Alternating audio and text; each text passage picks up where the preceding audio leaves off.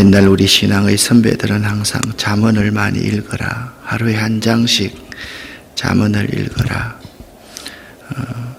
잠언을 읽되 잠언만 읽지 말고 잠언은 하루에 한 장씩 일용할 양식처럼 읽고 또한 다른 성경도 읽어라, 그렇게 말씀했습니다.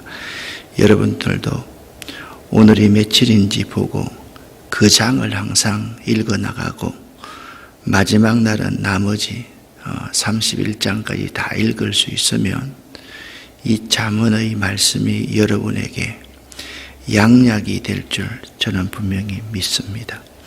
자, 어제 성경 구절을 같이 한번 읽어보겠습니다. 먼저 잠언 13장 20절 말씀 함께 읽겠습니다. 지혜로운 자와 동행하면 지혜를 얻고 미련한 자와 사귀면 해를 받느니라. 아멘. 또 잠언 13장 23절 말씀을 함께 합독하겠습니다. 가난한 사람은 열심히 노력하여 양식이 많아지지만 불의한 사람은 재산을 모두 잃게 된다. 아멘. 계속 말씀드리지만 잠언 10장에서 22장 16절까지는 잠언서의 2부라고 할 수 있습니다. 특히 14장에는 슬기로운 자와 미련한 자가 대조되고 있고 선인과 악인 사이에 뚜렷한 대조를 통하여 인간의 잘못된 선입견과 가치관을 시정하려는 교훈들이 기록되어져 있습니다. 사람은요, 항상 잘못된 선입견이 많이 있거든요. 또한 사람의 가치관 그 자체가 하나님의 뜻을 좇는 것이 아니라 자기의 의를 이루는 것이거든요. 그래서 슬기로운 자와 미련한 자 대조를 통하여 선인과 악인을 통하여서 이 잘못된 선입견을 시정하려고 하고 잘못된 가치관을 시정하려는 교훈들이 기록되어져 있습니다.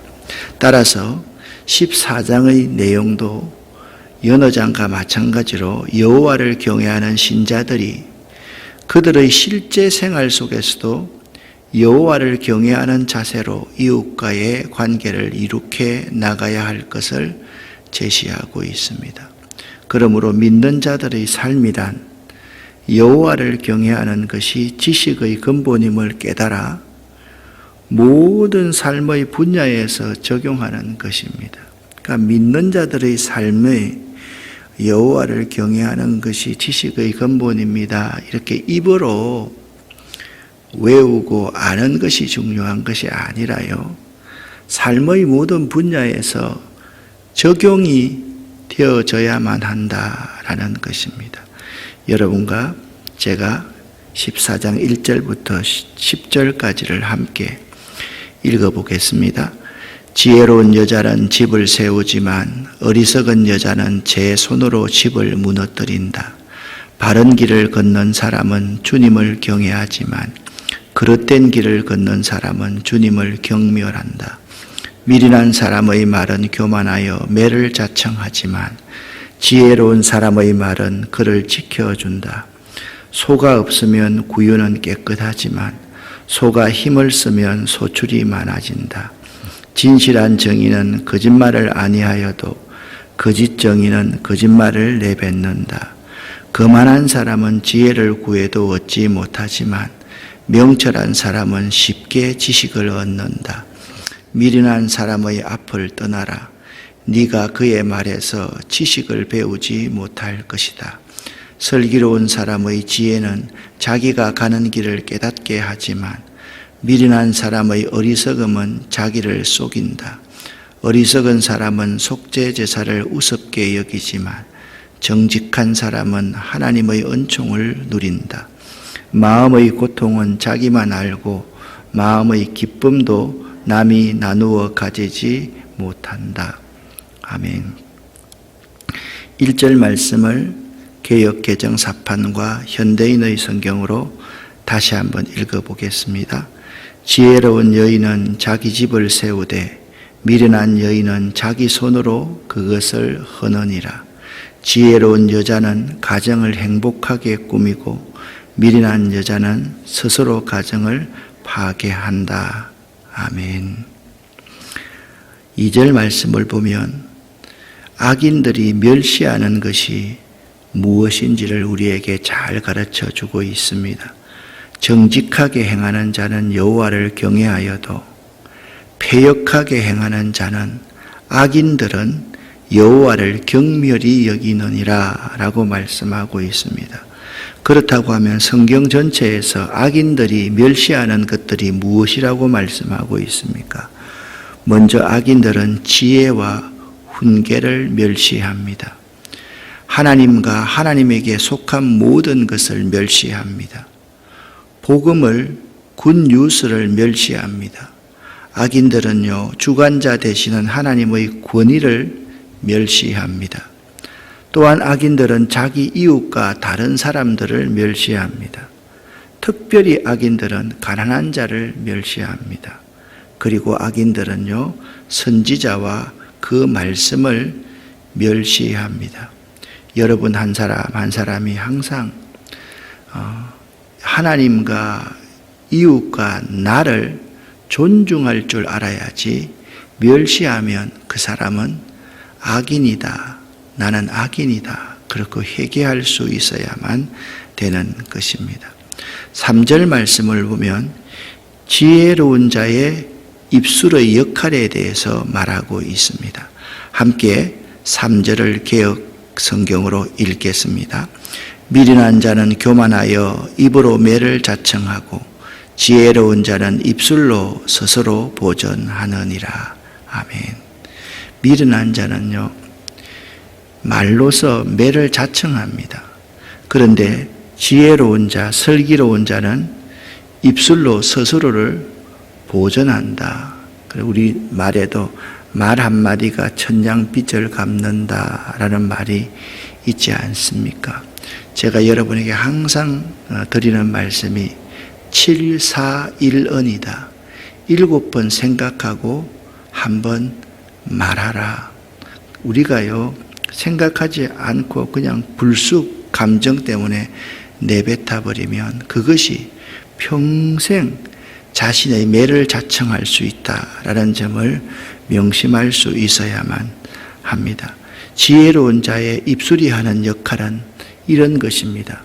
주의 의를 말하며 종일토록 주를 찬양하고, 지혜로운 자의 입술은 지혜와 공의를 말하며, 지혜로운 자의 입술은 주의 말씀을 노래해야 하며, 지혜로운 자의 입술은 웃음을 가득히 담고 찬양해야만 하며, 지혜로운 자의 입술은 지혜와 인애의 법을 말해야 되고, 지혜와 사랑과 은혜의 법을 말해야 되고, 지혜로운 자의 입술은 예수 그리스도를 주라 시인하여 하나님 아버지께 영광을 돌려야만 합니다.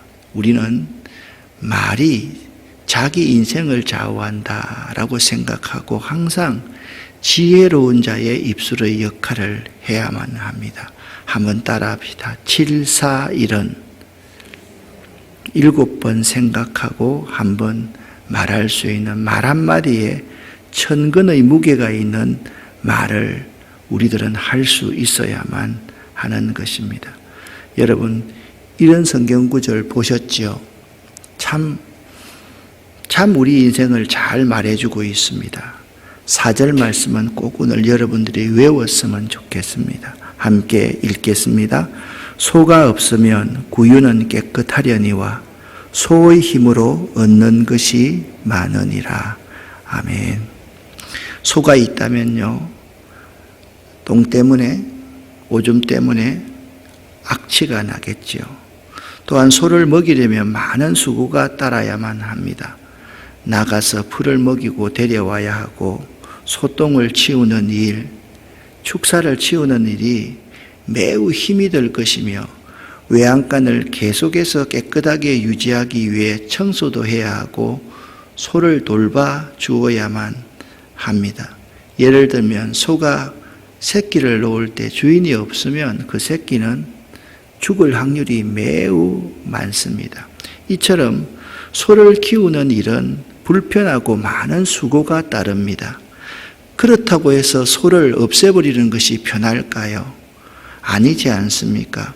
소가 있으면 이런 것이 좋습니다. 농사 지을 때 편리합니다. 소가 있으면 농사를 비교적 쉽게 지을 수 있습니다.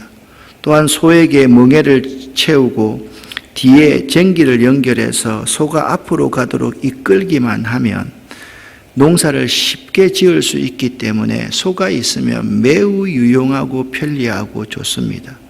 그리고 소는요, 매우 큰 재산이고 자산입니다. 그리고 그 고기를 사람들이 매우 좋아합니다. 오늘 소가 없으면 구유가 깨끗하거니와 소로 인해서 얻는 소득이 많다라고 성경은 잠언 14장 4절은 말하고 있습니다. 오늘 잠언 14장 4절이 보여주는 것은 우리가 소처럼 어떤 일을 하는 데 있어서 내 주변이 깨끗하지 못해서 싫고 불편할 수가 있습니다. 그래서 때로 우리는 이렇게 할 바에는 차라리 안 하는 것이 낫겠다고 생각을 하곤 합니다. 그러나 성경은 그렇게 말씀하지 않습니다. 소가 없는 곳은 구유만 깨끗하지 아무런 유익이 없다라는 것입니다. 구유 만들어 놓고 구유 깨끗만 하면 왜 구유를 만들겠습니까? 우리의 목표는 구유를 깨끗하게 하는 것이 아니라 많은 열매를 거두는 것입니다. 우리가 비록 서툴고 실수가 많을지라도 잘 믿기 위해서 도전하는 자세가 필요합니다. 구유는 다시 깨끗하게 청소만 하면 되지만 우리의 삶에 열매가 없어서는 결코 아니 될 것입니다. 우리는 반드시 주인을 기쁘시게 하는 종이 되어야만 합니다. 여러분, 우리의 삶에 소가 없이 구유를 깨끗하게만 하는 사람, 개인적이고 이기적이고 다른 사람한테 해를 끼치지 않으면 된다라고 생각하는 사람들이 그리스도인 가운데 많습니다. 때로는 부딪히고요. 때로는 서로의 갈등도 있고요. 새로운 아프고요. 때로는 관계 안에서 다른 사람을 찌를 수가 있습니다. 그런 것들을 통해서 우리가 둥글둥글해질 수 있는 거고 함께 살아갈 수 있는 상생하는 법을 배우게 되는 것입니다. 그냥 그 모습 그대로 있으면요, 날마다 뾰족해서 다른 사람을 찌르기만 하고 다른 사람에게 상처만 주게 된다라는 사실을 알아야만 합니다. 함께 읽어보겠습니다. 소가 없으면 구유는 깨끗하려니와 소의 힘으로 얻는 것이 많으니라. 아멘. 사람들 가운데 참 가장 심각한 문제는 죄를 가볍게 여긴다라는 것입니다. 죄를 가볍게 여겨서는 결코 안 됩니다. 함께 개역 성경과 현대인의 성경을 읽겠습니다. 미련한 자는 죄를 심상히 여겨도 정직한 자 중에는 은혜가 있느니라. 미련한 사람은 죄를 대단치 않게 생각하지만 정직한 사람은 죄를 두렵게 여긴다. 인간의 가장 심각한 문제는 죄를 가볍게 여긴다라는 것입니다. 하나님께서는 우리의 죄값을 지불하고 우리를 구원하기 위하여 그 아들 예수를 십자가에 내어줄 정도로 죄를 미워하셨습니다. 그런데 정작 죄인인 인간들은 그리스도께서 우리의 죄 때문에 죽기까지 복종한 사실을 무시해버리는 것입니다. 이것이 인간의 가장 심각한 문제인 것입니다. 사랑하는 여러분, 여러분은 혹시나 저와 더불어서 죄를 가볍게 여기지는 않는지 이 새벽에 생각해 볼 수 있기를 바랍니다. 또한 오늘 또 중요한 주제 한 가지를 여러분과 함께 나누려고 합니다. 잠언 14장 10절 말씀입니다. 다른 사람과 공감할 줄 아는 것이 지혜의 잠언입니다. 마음의 고통은 자기가 알고 마음의 즐거움도 타인이 참여하지 못하느니라. 마음의 고통은 남이 모르고 기쁜 마음도 역시 모른다라고 말씀하고 있습니다. 우리가 다른 사람의 마음속에 있는 쓰라림을 어떻게 공감하고 어떻게 알 수 있을까요? 그건 머리로는 불가능하고 오직 마음으로만 가능합니다. 또한 다른 사람의 기쁨도 우리가 낯선 자라고 한다면 상관할 수가 없습니다. 그와 친밀한 친구가 되어야 그와 공감할 수 있는 것입니다. 여러분, 성도 간의 교제도 마찬가지입니다. 목사와 교인 간에 서로 친밀한 친구가 되지 않으면 공감할 수가 없습니다. 항상 낯선 자로 나는 나를 생각하고 너는 너다라고 생각하기 때문에 비공감형의 인간이 될 수 있는 것입니다. 정신과 전문의 정혜신의 공감의 힘이라는 강연에 의하면 공감은 많이 힘들겠다, 그런 생각이 들었겠다, 맞장구 쳐주거나 함께 욕해주는 감정노동이 아니다. 공감은 좋은 말 대잔치, 덕담 대잔치가 아니다. 왜 그런 생각이 들었어? 잘 이해가 안 돼서 그런데 내게 이야기해 줄 수 있어? 라고 먼저 물어보는 것이 공감이다. 이해가 안 되면서 이해하는 척, 공감이 안 되면서 공감하는 척하면 상대도 눈치챈다. 내용을 알아야 이해가 되고 이해가 되어야지 공감할 수 있다. 우리 주 예수님처럼 낮은 자리에 내려가서 그와 똑같이 되고 그를 위해서 썩어지는 하늘의 밀이 될 때 비로소 공감의 영성, 있는 모습 그대로를 받아줄 수가 있는 것이다.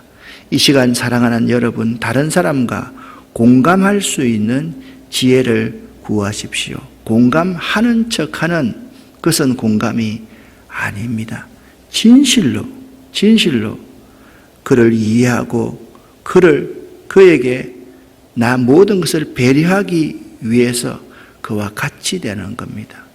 그 이하로 낮아지는 것입니다. 그리고 그 아래에서 그를 섬겨줄 때 예수 공감의 영성을 선물 받을 수가 있는 것입니다. 예수님은 공감의 영성을 가졌던 분입니다. 그리고 사람이 노할 일이 있을 때 어떻게 해야만 할까요? 노하기를 속히 하는 자가 있고 노하기를 더디하는 자가 있습니다. 마음이 조급한 자는 노하기를 속히 합니다. 어리석음을 나타냅니다. 14장 29절 말씀을 함께 읽어보겠습니다. 노하기를 더디하는 자는 크게 명철하여도 마음이 조급한 자는 어리석음을 나타내느니라. 아멘. 여러분, 우리는요, 화를요, 자꾸 참을 수 있어야 됩니다. 화 때문에 하나님의 영광을 가리는 우리가 되어서는 안 됩니다. 성경에 화를 그냥 버럭버럭 내다가 참 실패했던 그런 사람이 있습니다. 모세는 온유함이 지면의 성하다라고 했는데 그 백성들이 하나님의 은혜를 자꾸 잃어버릴 때 그가 그의 지팡이를 가지고 반석을 그냥 화가 나서 쳐버렸을 때 물은 나왔지만 그것으로 말미암아 모세가 가나안에 들어가지 못하는 비극을 맞이했다라는 사실을 잊지 마시기를 바랍니다. 한 번 정도 화를 내는데 그게 아닙니다. 한 번의 노함이 우리 인생을 좌우할 수 있다라는 생각을 하고 노하기를 더디하는 자가 되어야지 마음이 조급한 자가 되어서는 안 됩니다. 간혹 사람들 중에 이런 사람이 있습니다. 나는 화를 잘 내지만 뒤끝이 없어. 여러분, 뒤끝 없으면 뭐합니까? 이미 그가 낸 화로 다른 사람이 엄청난 상처를 받을 수 있고 다른 사람이 이 생을 마감할 수까지도 있다는 사실을 모르기 때문입니다. 그래서 끊임없이 여러분과 저는 노하기를 더디하는 지혜로운 자가 되어야지 마음이 조급한 자가 되어서는 안 될 것입니다. 그리고 우리가 받을 축복은 지혜로운 자의 재물, 지혜의 면류관을 쓰는 것입니다. 24절 말씀을 개역과 또한 세번역 성경으로 함께 읽어보겠습니다. 지혜로운 자의 재물은 그의 면류관이요 미련한 자의 소유는 다만 그 미련한 것이니라. 지혜로운 자가 쓸 면류관은 자기의 지혜이지만 미련한 사람이 쓸 화관은 자기의 미련이다. 아멘. 우리는 매 순간순간 여호와를 경외하는 삶을 살아야만 합니다. 여호와를 경외하는 자에게는 견고한 의뢰가 있나니 그 자녀들에게 피난처가 있으리라. 여호와를 경외하는 것은 생명의 샘이라. 사망의 그물에서 벗어나게 하느니라. 여호와를 두려운 마음으로 섬기는 자에게는 안전한 요새가 있으니 이것이 그의 자녀들에게 피난처가 될 것이다. 여호와를 두려워하는 마음으로 섬기는 것은 생명의 샘과 같아서 사람을 죽음에서 구한다라고 말씀하고 있습니다. 여러분과 제가 잠언 14장 26절 말씀을 함께 읽어보겠습니다. 여호와를 경외하는 자에게는 견고한 의뢰가 있나니 그 자녀들에게 피난처가 있으리라. 아멘. 27절 말씀을 공동번역으로 함께 읽어보겠습니다. 야훼를 두려워하여 섬기는 것이 생명의 샘이라. 사람을 죽음의 올가미에서 빼내준다. 아멘. 사랑하는 성도 여러분, 여러분은 하나님과 사람 앞에서 어떻게 평가될 것이라고 생각합니까? 오늘 잠언 14장 28절 말씀은 지금 대선을 얼마 앞두고 있는 우리들과 지도자들에게 참 중요한 교훈을 주는 말씀입니다. 백성이 많은 것은 왕의 영광이요 백성이 적은 것은 주권자의 패망이니라. 백성이 많으면 왕에게 영광이 되지만 백성이 적으면 주권자도 별 볼 일 없다. 여러분, 여기 백성이 많으면을 오늘날 용어로 말하면 지지자가 많은 것은 권력자에게 영광이요 지지자가 적은 것은 권력자가의 패망이니라 라고 생각하면 되겠습니다. 자, 여러분 한번 보십시오. 백성이 많을 때 어떻게 하면 백성이 많아질까요? 왕이 잘 다스린다면 백성들이 번성할 것이고 그것은 왕의 영광이 될 것입니다. 그러나 왕이 잘 다스리지 못한다면 백성들이 떠나가거나 죽게 될 것입니다. 그것은 곧 통치자의 멸망을 말합니다. 이처럼 왕은 백성의 수로 왕국의 크기로 평가를 받게 되는 것입니다. 그렇다면 여러분은 무엇으로 평가를 받을 것인가를 생각해 볼 수 있기를 바랍니다. 저희 아버님이 살아계실 때 항상 막내인 저에게 이런 말씀을 자주 하셨습니다. 그 사람이 어떻게 살았는가는 그 사람이 죽을 때 얼마나 조문객들이 많이 오는 것을 보면 알 수 있다. 그래서 상가 앞을 지나갈 때마다, 상가가 날 때마다 항상 저에게 그런 말을 많이 했습니다. 사람의 마음을 얻어라. 인심을 얻어야 된다. 그래야지 성공하는 것이다. 그런 말씀을 많이 했습니다. 오늘 성경 고린도서에 보면 맡은 자에게 구할 것은 충성이니라. 내가 받은 달란트를 누구를 위해서 사용하고 있는가? 우리가 무엇으로 평가받을 것인가를 한번 생각해 볼 수 있기를 바랍니다. 잠언 14장 30절 말씀은 매우 유명한 말씀이지요. 마음의 화평은 육신의 생명이나 시기는 뼈의 썩음이니라 라고 말씀하고 있습니다. 마음이 평안하면 육신도 건강하나 시기하면 뼈 마디마디가 썩어간다 라고 그렇게 말씀하고 있습니다.